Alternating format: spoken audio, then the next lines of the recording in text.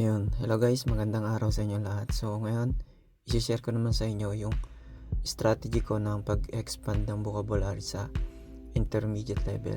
So sa mga susunod na araw siguro gagawa ko ng strategy sa mga basic or sa basic na mga vocabularies. So sa mga gustong kumuha ng copy na to guys, mag-message lang po kayo and isi-send ko po sa inyo. So ayan, ganyan po yung ginagawa ko.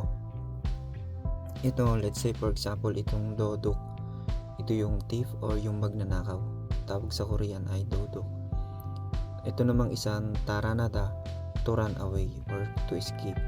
So yan, napapansin nyo guys, yung mga blue words na yan, ito siya and then ito siya.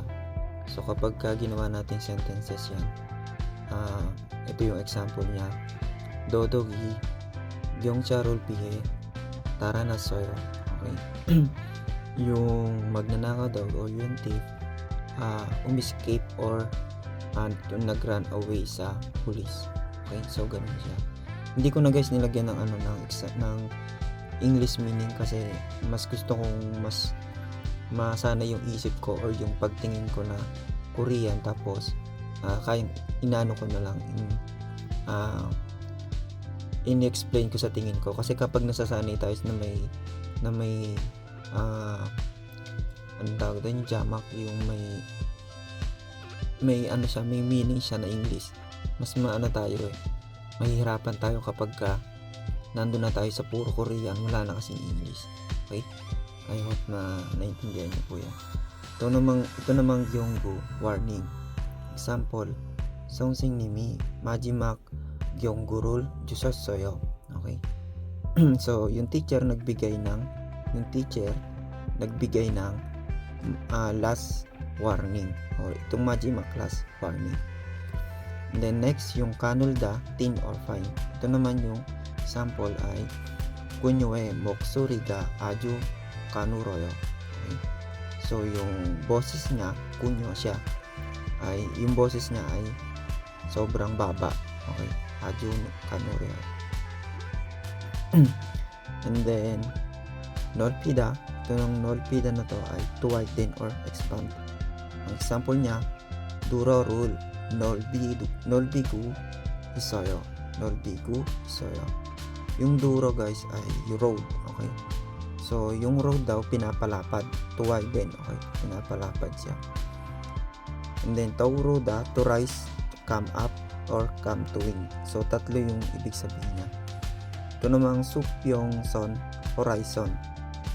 Ibig sabihin sa Tagalog, nagtagpo ang dalawang bagay. Let's say for example, yung araw tapos yung dagat. Diba pag nagsa-sunrise, nagtatagpo yun. Okay? Or nagsa-sunrise. Okay, yun siya. And then next, yung songjok. Ito yung grade or academic result. Grade siya. Example, Shihoms songgyogi 좋았어요. Okay, so maganda raw yung naging result ng grades niya. And then makam, ito yung deadline or yung closing. So example, pugoso makam neir이에요. Okay, so yun. Then wiyom, threat, ito naman ay example, kue marun kun wiyomi diyasoyo.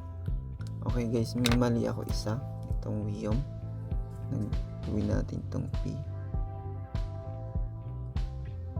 Yan guys, ito kasing na to, parang wiyom, parang magka-same word siya, kaya nagawa kong M, pero piyup po siya, piyup diyasoyo.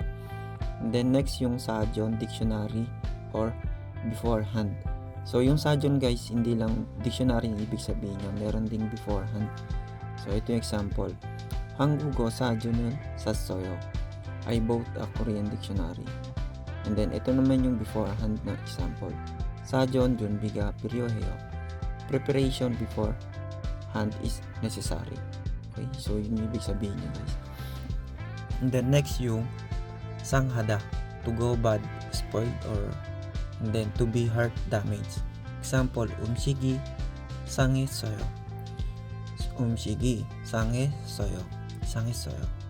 the food has gone bad. Yun yung ibig sabihin niya, guys. Ito naman next, Maumi Mani, isang yes sa'yo. My feeling work really hard. Okay?